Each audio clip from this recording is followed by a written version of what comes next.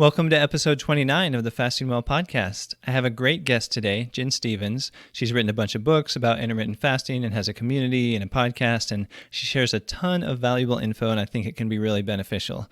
Now, quick heads up, there was a technical glitch, and the software we were using didn't recognize my microphone, so my voice doesn't sound that great. It sounds kind of fuzzy. I guess you can pretend I have a really gravelly voice or something like that, but you can also kind of skip ahead to the parts where Jen's talking, and she's talking about 75% of the time. So I'm going to put some timestamps where you can easily jump to those areas.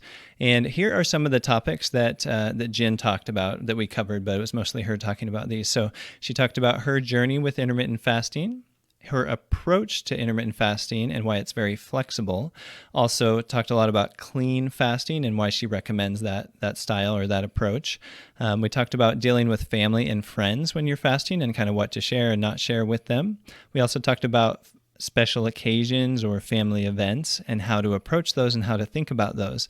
And lastly, we covered weighing in. Should you weigh yourself if you're trying to reduce body fat with fasting? Is it a good idea? And how often should you do it, etc.?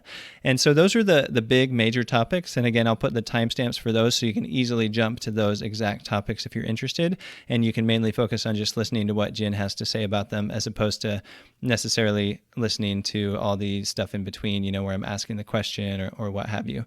Thanks for being here. And let's go ahead and jump into the interview. Jen Stevens, welcome to the podcast. Well, thank you so much for having me, Ben. Well, my pleasure. Jen, so I'm going to introduce you a little bit for the audience if there's anyone that doesn't know who you are. So Jen has written a few books about intermittent fasting, some of which are quite popular, maybe all of them. I'm not sure how many books have you written. How many books have you written at this point? Well, I've written, let me count them up. I've written 4 actual books, 2 self-published, 2 traditionally published, and one of them was a New York Times bestseller and continues to sell really, really well every day, which is exciting. That one's Fast, Feast, Repeat. And I've got a couple of workbooks / journal kind of things that are out there as well. So. Oh, okay. If you count those. Was 6 the final answer? Okay. I guess. Very cool. Yeah, so I think the first one was Delay, Don't Deny. That's right. I wrote that one in 2016. Okay, yeah. And I know that one's popular. I hear about that a lot over the past couple of years since I've kind of gotten into this space, and people tell me about that book a lot. And then you also have a podcast, I believe, as well as a blog, and you've kind of started a community. And right. So you've clearly had a big impact on a lot of people, and I hear people bring up your name a lot, so it's a pleasure to have you today. Thank you. So I wanted to ask you, how, the first question is, how did you first get interested in intermittent fasting? That's a great question. And, I have to go back all the way to my teenage years, watching my mother diet. She was a dance teacher and always was on some kind of diet, complaining about her body and needing to lose weight. So I had my eye on, well, as women, we're just going to need to lose weight from an early age.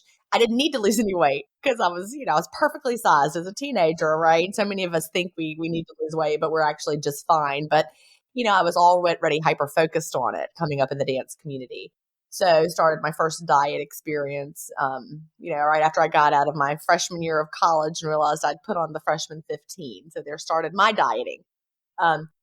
Basically, I continued up and down, yo-yoing like so many people over the years, and always was looking for that one magical thing that would finally make it easier for me. I tried every single diet that came along. I would go to the bookstore, peruse the diet aisle, read all the books titles that were there on the shelves and say, which one do I want to try next? So it's no surprise that I heard about intermittent fasting early on. It was probably 2009 when I first heard of the concept. I'm not really sure we were using the words intermittent fasting yet, but the whole idea of, eating every other day or doing a 24-hour fast a few times a week or having a, 5-hour eating window. Those were the early kind of things that I was reading back then. Around 2012, more things started coming out. We had the 8-hour diet getting popular. Things like that. And I would dabble here and there. So from 2009 to 2014, I knew about intermittent fasting and I was dabbling in all the different, methods that were out there. But back then, all that people were really saying, people that would write the books or the blogs or whatever, all they said was, basically, this is a way for you to eat fewer calories, whether you're doing it every other day with like or a 5-2 approach where you have 2 days a week where you're eating fewer calories and the rest are, quote, eating normally, or whether you're doing it in an 8-hour window or a 5-hour window or whatever. Everyone was just talking about we're going to be eating fewer calories because you're not eating as frequently. Um, and I would dabble in it, like I said, but I never was successful. And the dabbling was the reason I was never successful because, we can get into this in a little while, but with intermittent fasting, you need to actually build up your fasting muscle and adapt physically to a lot of the changes that go on behind the scenes. So the very worst thing you could do is dabble in it. You're like living in the hard part all the time if that's what you're doing. And also, it was before I understand the concept of fasting clean, which is that's some terminology that we created in one of my Facebook groups, and it's kind of stuck around, and it's kind of out in the world. People use it um, all the time, which I love. But we didn't really know what was going on in our bodies, and then the obesity code came out in 2016. That really changed a lot of the understanding. But to backtrack to when did I really get serious about it was 2014. That was when I had been, like I said, in that diet world for so long, trying so many diets. Any diet that came along the path, I was trying it. I had actually given up for really a couple of years, from 12 to 14. I just kind of gave up and got bigger and bigger and bigger until one day in 2014, I went on a family trip, looked at the photos, had a hard time moving around, got home, weighed myself. I was 210 pounds and I was officially obese. That was the first time I ever really came to terms with the trajectory my life was taking me on. I was just getting bigger and bigger year after year. The diets were not working. I was like, I've got to figure out something once and for all. And that was what brought me to intermittent fasting, the time that finally stuck. 2014. I've been doing it consistently ever since 2014. Went on to lose 80 pounds over the years. I've been through menopause. And ever since I lost the weight, I've never left my maintenance range, which is so exciting. So thank you, intermittent fasting, finally being consistent, finally understanding it's a lifestyle, finally understanding, biologically what's going on, why we need to fast clean. That made all the difference in the world. So for not quitting, sticking with it, understanding, it really is a health plan with the side effect of weight loss. Yeah, I like a lot of the things you said there. Yeah, still hear this sometimes where even really smart people are saying, seem to say that the only benefit of intermittent fasting or like time restricted eating on a daily basis is that you eat fewer calories. When if you start looking into it, even just a little bit, it's pretty obvious that there's really more to it than that. So much. I interviewed Dr. Mark Mattson. He's from Johns Hopkins. Oh, yeah. He wrote some of the most instrumental journal articles that are out there about intermittent fasting, some of the big journal review articles. And it was fascinating to talk to him. He's neurological research, worked for Johns Hopkins, and he's been doing intermittent fasting since the 80s, right? So he's not doing it because it's just a way to eat fewer calories.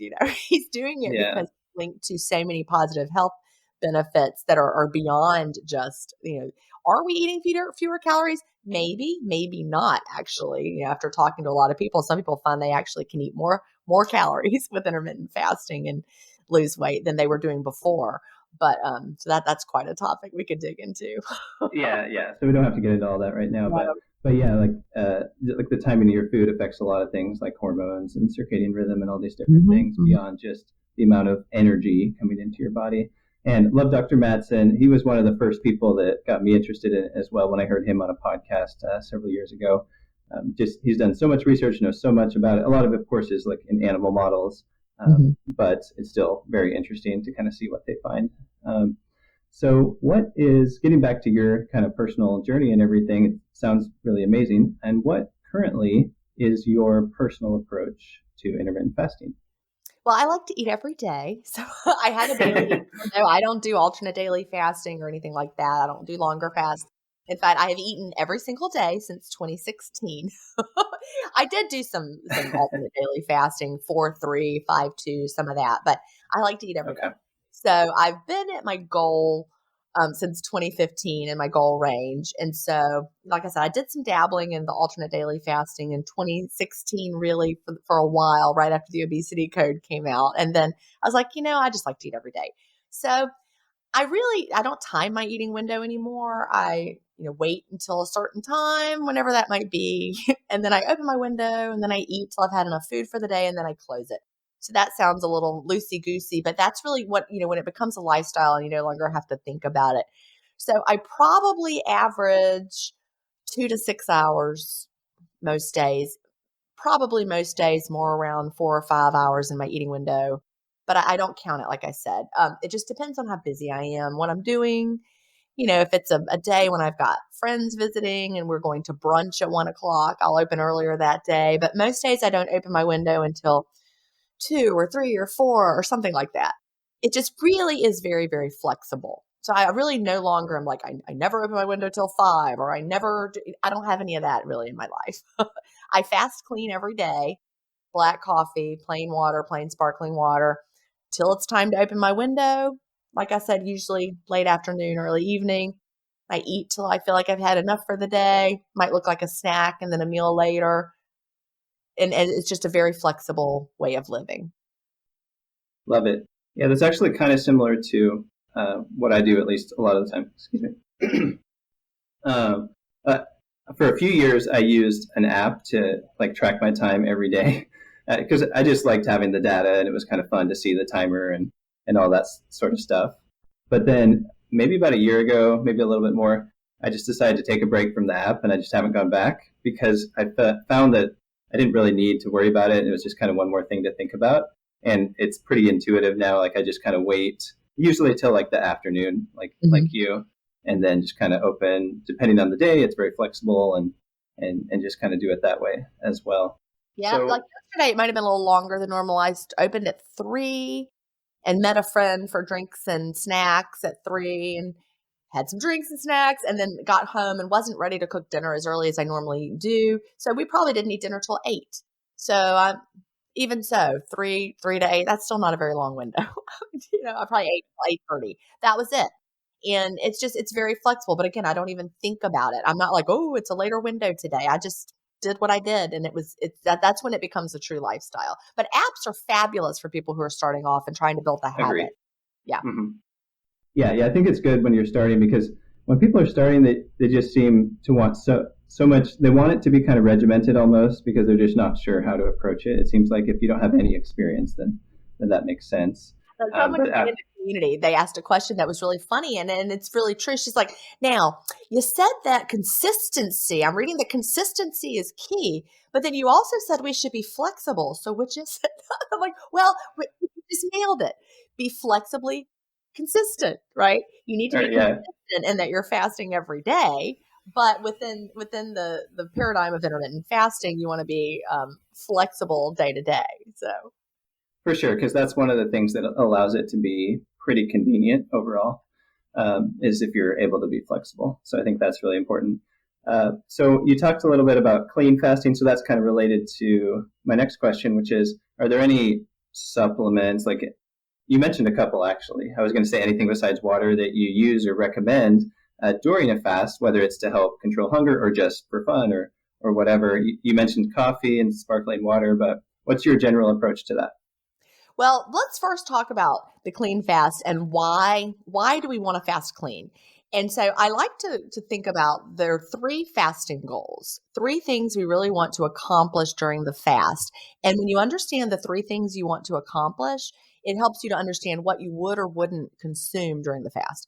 Like, for example, after I read the obesity code in 2016, I realized I'd been doing it all wrong as far as fasting because I was constantly keeping my insulin high.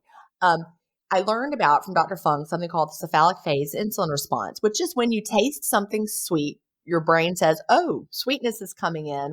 That's glucose. We're going to have high blood sugar. We need to release some insulin in response for the raise in blood sugar that's about to happen."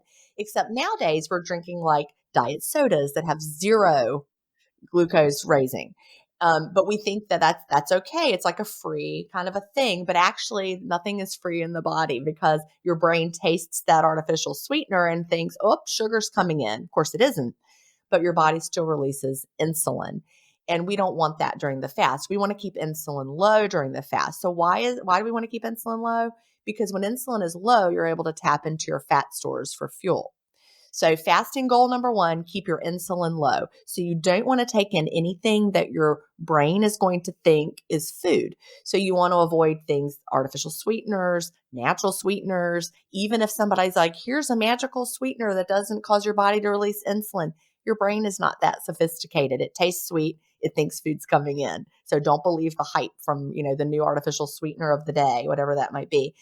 You want to avoid lemon in your water. You want to avoid food flavors. So anything that's food flavor, your brain is going to associate with food, like flavored sparkling water, 0 calories, but that's not what we're trying to avoid. We're trying to avoid insulin response. So keep all those fun flavors in your eating window. So fasting goal number 1, keep your insulin low. Fasting goal number 2 is we want to tap into our fat stores for fuel. And of course, keeping insulin low helps us do that. But also, we don't want to take in any source of energy for fuel. So you don't want to put butter in your coffee, MCT oil, all of those things, cream, you don't want to have that. Keep all that out of your coffee. If you're taking in sources of energy, you're even exogenous ketones. People used to try to sell us those all the time. I don't know if they're still doing that, but maybe that petered out. But you don't want to take in external sources of energy. We want to tap into our own fat stores for fuel. So, being in ketosis happens through fasting, but high ketone levels isn't the goal. You want to tap into your fat stores, so don't take in any sources of fuel during the fast. And fasting goal number 3, we'd like to have increased autophagy. And I'm sure you know what autophagy is. It's our body's recycling, upcycling system. When we're fasting clean, nothing's coming in. So our bodies are like, well, let's look around and see what we got that needs to be cleaned up. So our bodies can do a lot of cellular housekeeping and also rebuilding. But it breaks things down during the fasting phase. We want to break down those old junky proteins so our bodies can build them into something new. So we want to avoid taking in any form of protein. So don't drink the bone broth or anything like that. So what does that leave us? Well, we can consume things that do not interfere with, autophagy. We don't want to interfere with our body tapping into fat stores, and we don't want to raise our insulin. So what can we have? Plain water, always a good choice, always safe. Black coffee. Sometimes people are like, well, wait a minute, you said avoid flavors. Well, black coffee and plain tea have bitter flavor profiles. Turns out our brains do not release insulin in response to a bitter flavor profile. So that's why black coffee and plain tea can be fine during the fast. They also seem to stimulate autophagy. So that's a good thing as well. So don't have your flavored coffee or hazelnut or French vanilla, all that. Keep that for your eating window. Because again, your brain thinks that something yummy is coming in. Sparkling water is also a great option. Stick to the unflavored. So, as far as other things you can have, I like to say, keep your supplements in your eating window. Other than something like electrolytes, those do not break the fast.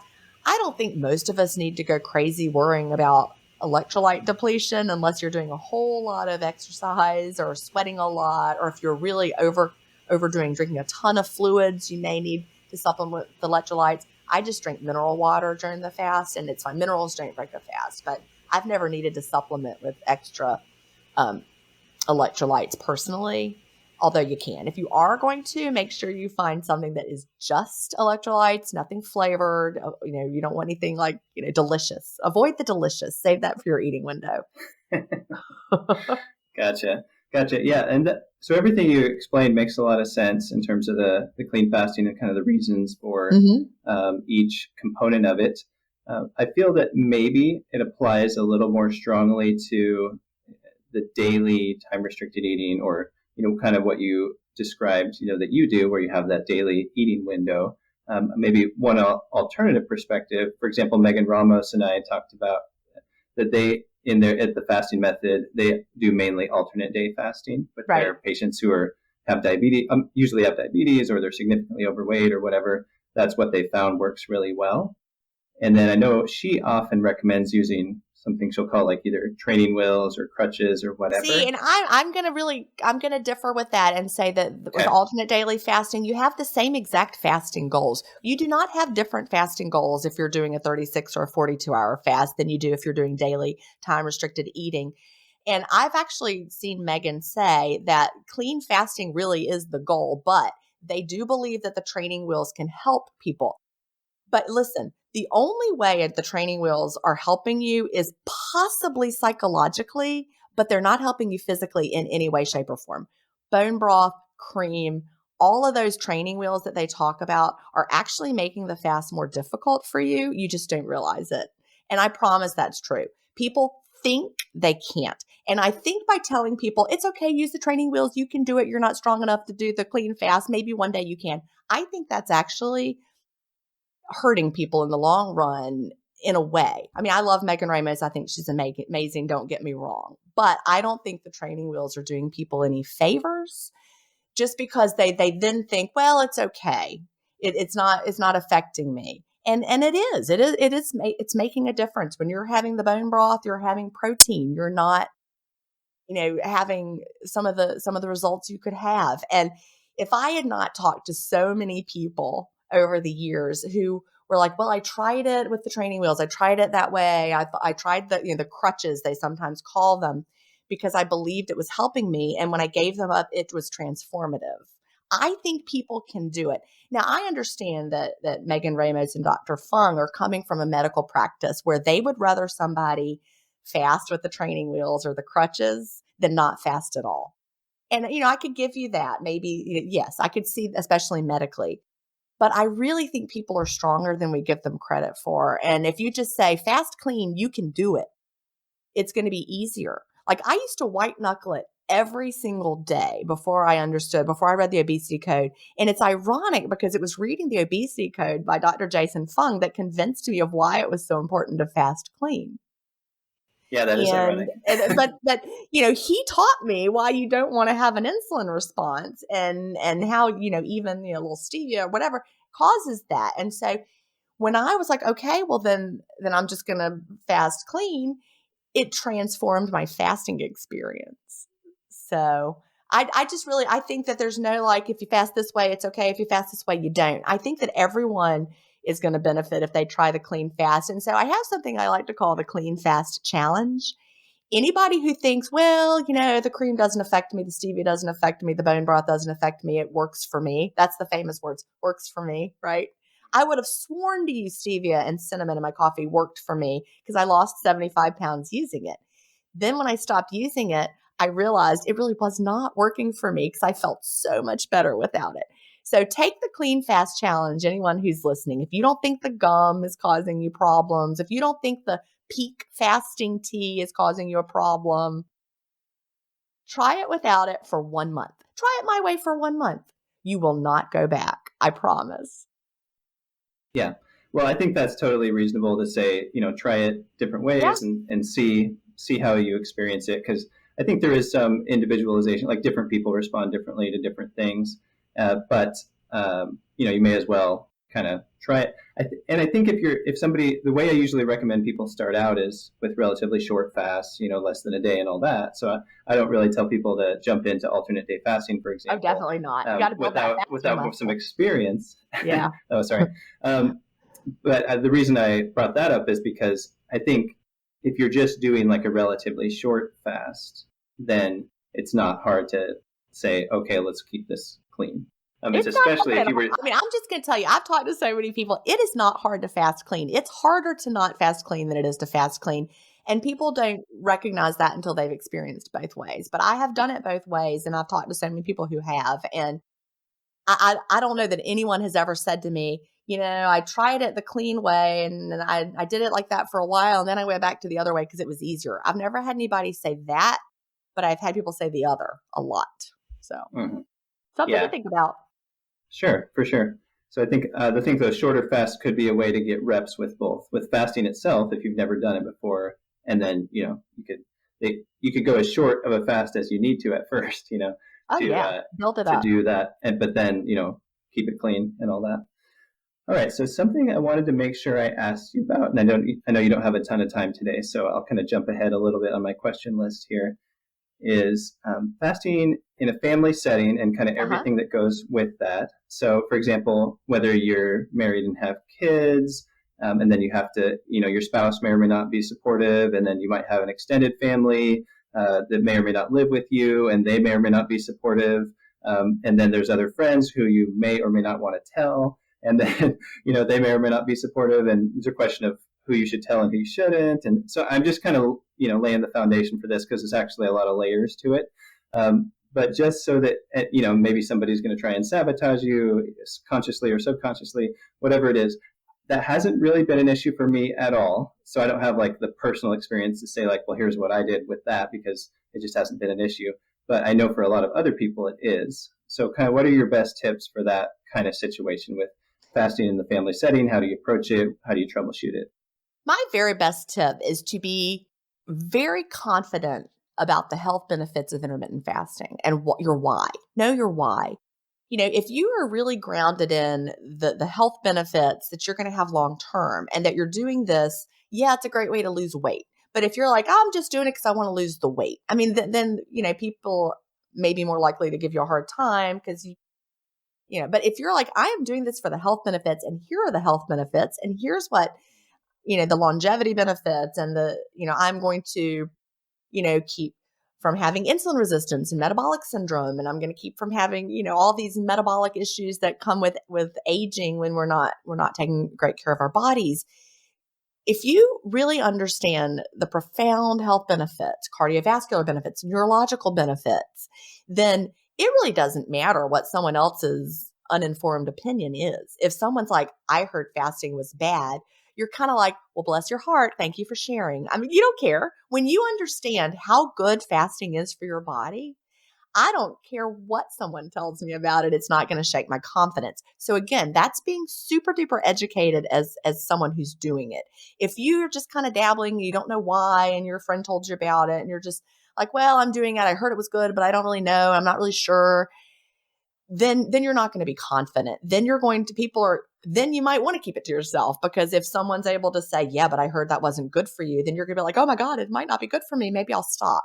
But when you're really, really confident that it is a healthy way to live, and you understand, that article from the New England Journal of Medicine that Dr. Mark Mattson released in 2019, if you just like had that only, and I have a copy of it. If you go to jenstevens.com, I have a blog post where it's linked to that, but anybody could find it. Just Google Mark Mattson, New England Journal of Medicine 2019. If you just read that article and have a copy of it, and anytime you start feeling those doubts, go back and read that article. I mean, you're not going to have the doubts anymore, and you're not going to care what someone else said. It would be kind of like if you were at a family dinner and crazy Uncle Joe was like, I heard oxygen is bad, you shouldn't breathe. You'd be like, crazy Uncle Joe, that's so stupid. Oxygen is important. We need to breathe. You wouldn't even care that Uncle Joe told you to stop breathing, because that's dumb. So when you understand something is good for you, you don't care what anyone is going to say about it. That's really my best advice. So I feel like we should live our lives without apologizing. I eat the foods that make me feel good in a time that makes me feel good in a way that I believe is going to help me age better. And so I don't need to hide it, apologize for it, or lie about it. Does that make sense? Makes a lot of sense. And I think that's a great first step, at least, right? Is to understand some of the benefits, to make sure you do understand a few of the health benefits, and not just weight loss. Right. And then be able to explain that to other people. Here are 3 to 5 health benefits. Really, you don't have to defend it. That's another important thing. You don't have to go through your life defending intermittent fasting to people who might be naysayers about it. It doesn't matter if they don't think you should do it. It literally doesn't matter what they think, because it's good for you and it's healthy. You do not have to convince them. You know what will convince the naysayers? When they see you 5 years from now and you still look amazing and you feel great, then they're going to be like, that crazy thing you were doing that I said was bad, tell me a little more about it. They're going to want to know eventually when they see how great you're looking and feeling, because you just have a different vibrancy and health about you. That intermittent fasting glow, we like to call it. So nothing is more persuasive than you modeling excellent health. Yeah. Well, I agree with you. You don't have to convince, your friend that you see twice a month, and you don't have to convince some troll on the internet. That's for sure. Right. No reason to engage with that. But I guess let's bring that a little closer to home. So let's say it's your spouse or your wife. Yeah. Yeah. Because, maybe you want to kind of get them on board so they'll be supportive. So, that's when you share the resources. I would pull out that New England Journal of Medicine article again and say, look, I know like for me, look, I did everything crazy and wacky. So it's no surprise that for the first few years, maybe that I was doing intermittent fasting, the people that were closest to me were like, well, that's just Jen. She's doing something else weird. Over time, they stopped questioning it, of course, when they saw how it went. But with the people close to you, share the good stuff, share the science. Say, I know you think I've tried a lot of wacky things, and I understand I have, but this is the New England Journal of Medicine. Maybe you don't want to take it from me. Take it from Dr. Mark Mattson. Read what he has to say, and I will be happy. This really helps a lot with people that are close to you and naysayers. Say, I will be happy to talk about it with you more once you've read this. And then that's it. And if they just want to go blah, blah, blah on and on about it, say, look, well, have you read it? And if they haven't, say, well, I can't talk about it with you until you've read this resource. Once you've read this, I would love to talk about it with you more. And I just think, that once they're educated and they've read it, it's hard to argue with that. Mm-hmm. Yeah. So start understanding the health benefits. Yep. So that you're confident, saying, I'm doing this for the health benefits.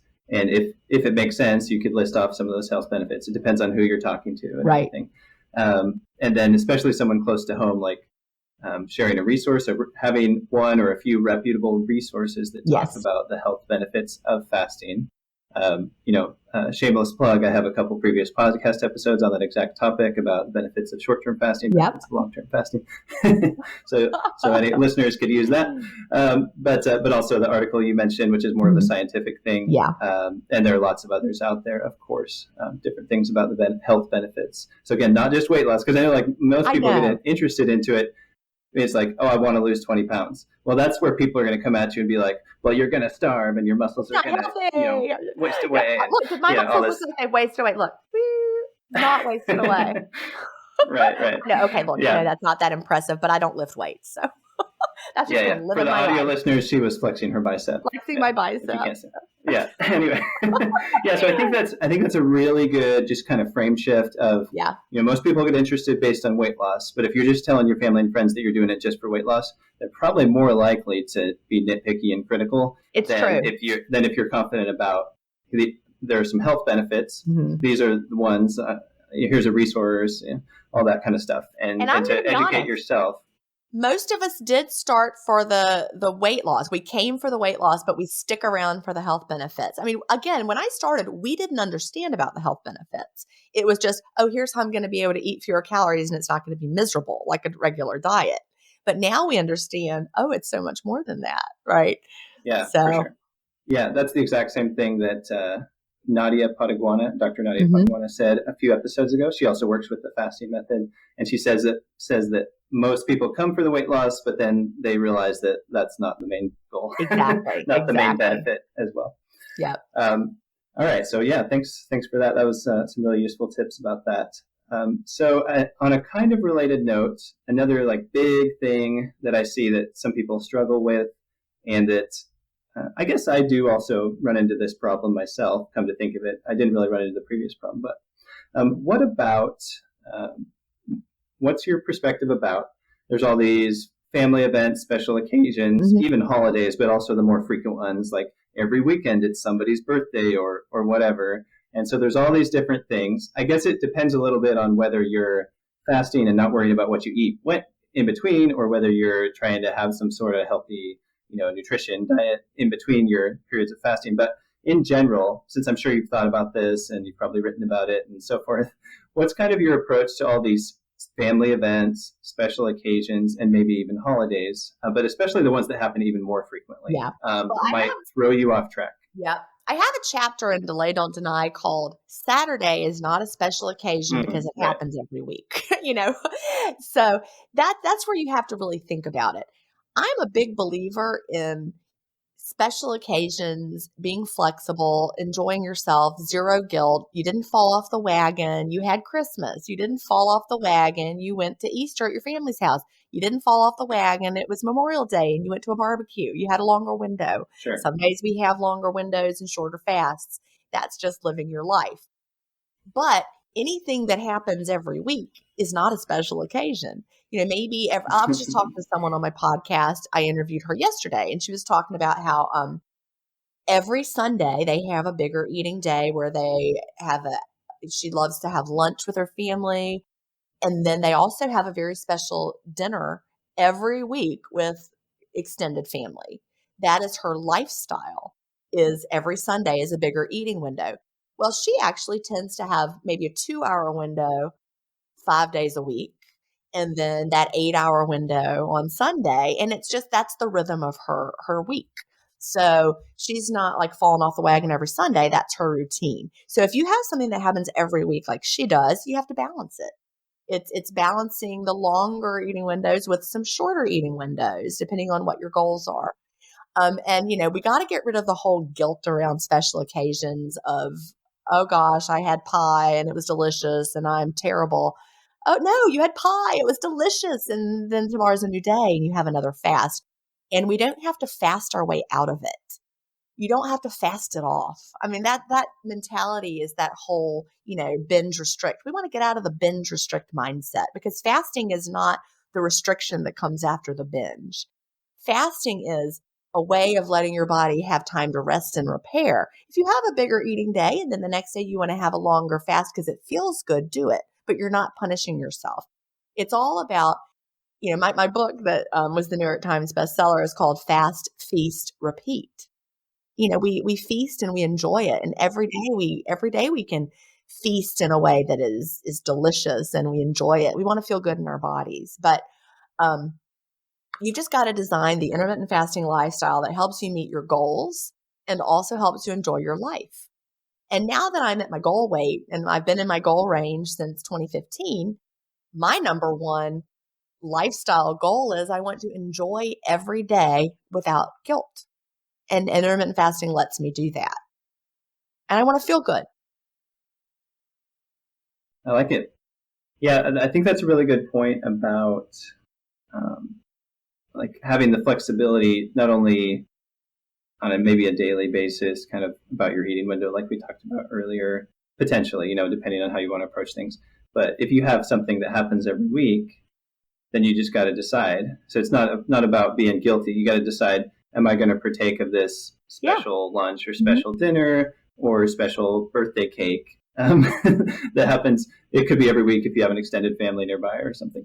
So you got to decide. About cake. Let me just put it that way. The cake has to be super window worthy. I'm not going to, if you bring me like a Publix cake, sorry Publix, I love you, but I don't love your cake. So I'm only going to eat cake. I'm going to eat it, but I'm super cheap. You have to develop that, you become a food snob.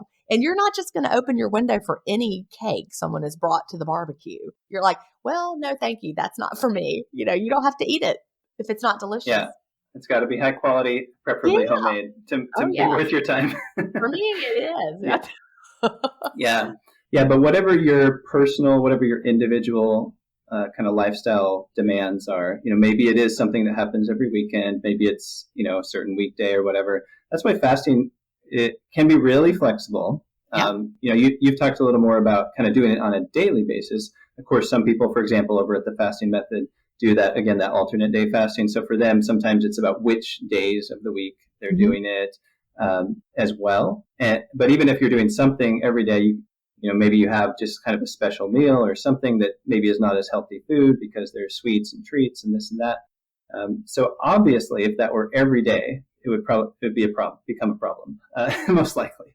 But if it's something that's more like once a week or whatever, you can build it into your lifestyle potentially. And you got to see what works for you, but you can kind of build around that and not feel guilty because you planned to do it that way. It's not one thing in my community, I have a community of intermittent fasters, and people do alternate daily fasting in my community as well. I don't, okay.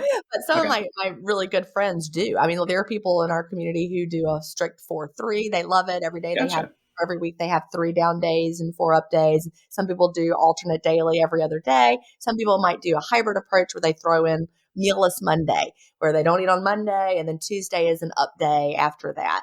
So, I'm not just a strict everybody does a daily eating window kind of person. There's room for all different kinds of fasting. And I talk about all of them in Fast, Feast, Repeat.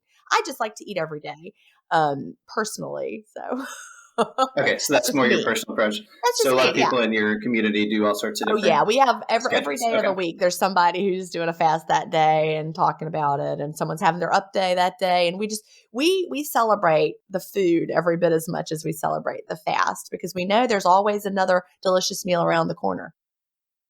Okay, I was actually going to ask you about that phrase. So up day, down day basically just means like a fasting day, and it's kind of like alternate day. Yeah, if you go back to the original research on alternate daily fasting, back Krista Verity's work. Have you read her earlier? She had a book called The Every Other Day Diet, which is based on. She's the premier researcher on alternate daily fasting in the world. She started off doing the research over 10 years ago. She's been doing the research on that, and so what we've learned about it has all just come out of her work, like the 5-2 program that Dr. Michael Mosley developed back in I don't know what year that was, 2012ish, whenever that was. It all was founded on Krista Verity's work.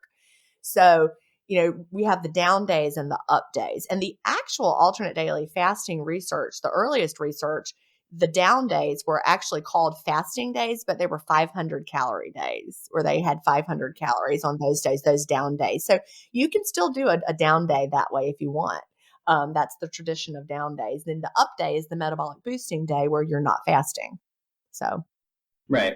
Yeah. So whether it's like a complete fast, like what people would generally be doing with alternate day fasting, where they do about 3 days a week. Well, the tradition, the original alternate daily fasting was 500 calorie down days. People may not realize that. That was the original. It was alternate daily fasting, but they were eating 500 calories on those down days or the fasting days. So when people say true alternate daily fasting, the original version. Okay, fair enough. Yeah. Anyway, that's a little. Yeah. My school teacher just popped out. I taught school for 28 years, so forgive me. Oh, that's fine. So yeah, either way. So whether you're like fasting and not eating anything, or whether you're doing the 500 calorie thing, that's the down day. The down day can be a complete fast, and they've actually compared the two. She's actually got research comparing the full fast version versus the 500 calorie version, and what's the difference in the two. And actually, people lost a little more weight on the 500 calorie version, which is interesting. Yeah. Interesting. Yeah, lots of interesting research out there, and especially going back, like you said, before people even had ever heard of intermittent fasting. It dates back quite a bit. So those are some really good tips. I like that. I think so that the big picture answer to that question maybe then about the family occasions is you got to think about whether it's worth it to you, what are your priorities, and then you can kind of balance it out, so to speak. You make sure you do some fasting every week, and it can kind of get some of the health benefits that you're looking for as long as you're doing it consistently and not just like, oh, I did it one day this week and then I did it 0 days the next week. It's like, no, it's got to be like pretty consistent, but then you can still have some, special events in there here and there. And it doesn't mean you fell off the wagon. You don't have to feel guilty because you can plan for this. You can just make a decision. Exactly. That's what you're going to do. We call them planned indulgences. We don't call them cheat days. That's like my least favorite terminology. Yeah. Because we're not cheating. When you're like, I'm going to this event and I am planning it, I'm not cheating. Cheating implies that you're doing something wrong. So we're not doing anything wrong. You're not married to intermittent fasting. You can't cheat on it. Yeah, good point. Yeah, so maybe that feeds into like the whole guilt. Well, that it does. And process. The words that we use are so important. Like so much of the diet industry is full of negative talk, like cheat day. Oh, someone asked me one time, I was having breakfast at a hotel. They're like, oh, are you having a cheat day? I'm like, no, there's no cheat day. I decided I was going to have this breakfast. I'm having it. Like it. Yeah. So I know you got to go soon. I got through about half my questions, but we could pull a few more in. Maybe 7 more minutes. I've got something. Oh, really? Oh, so you do have a little bit more time. We could do it. We could do it. Yeah. Okay. All right. I'm just gonna need a bathroom break in between this one and my next one, so now everybody knows. Okay. So let me know when your time is officially over, but I'll throw a couple more at you. All right. So I know one topic that we mentioned earlier about how most people get interested in fasting because they want to lose weight, because that's such a common thing.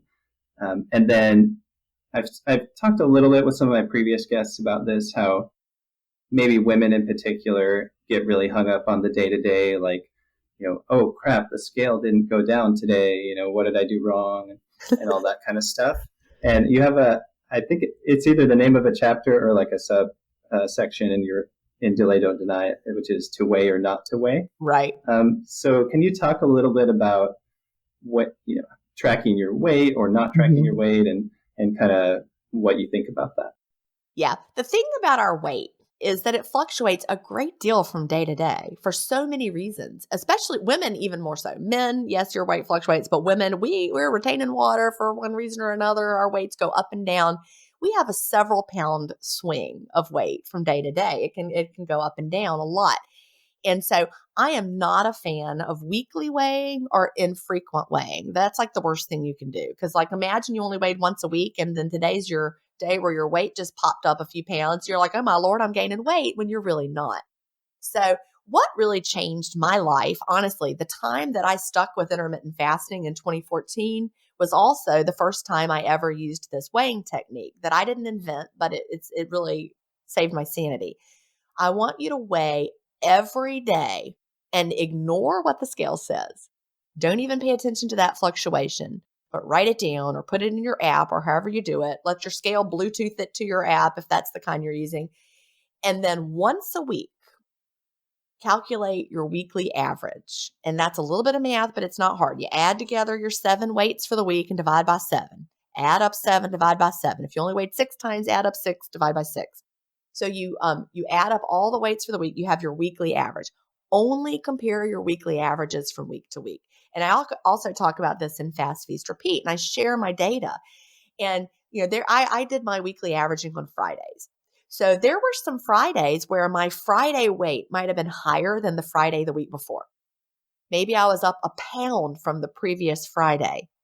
But when I did my weekly average was still down, because I had some ups and downs that week. So when you know what your trend is doing, you don't get as discouraged. Because if that trend is going down week after week, if your weekly average is going down, you know you're losing weight and you can ignore the fluctuations. It's the people who get caught up in the fluctuations that are more likely to quit, because they're like, well, this Friday, my weight's up a pound. This isn't even working. I give up. But when really your weekly average was down and you just didn't see it, because it's hidden in those fluctuations. Now, there are apps that do that for you for people who would rather do it that way. Happy Scale is my very, very favorite. It's created by someone named Russ Shanahan. I've had him on Intermittent Fasting Stories. He's a great guy. But Happy Scale shows you your overall trend, and you can see what your trend is doing. That is the number one most important thing. Also, in Fast, Feast, Repeat, I recommend that people use other tools such as your measurements, honesty pants. If your pants are fitting better, who cares what the scale says? We're going to have a lot of body recomposition. If you're fasting clean, human growth hormone is up. You're able to build muscle easier. So it's not at all surprising for people to be leaner at a higher weight than they had been in the past. Like, let's say someone's been 150 pounds before, but at the last time you were 150 pounds, you were wearing a whole size bigger than you're wearing now. That's because you've lost fat and built muscle. Body recomposition. Also, progress photos are amazing. I have a set of progress photos shared or saved that someone shared in my Facebook community years ago.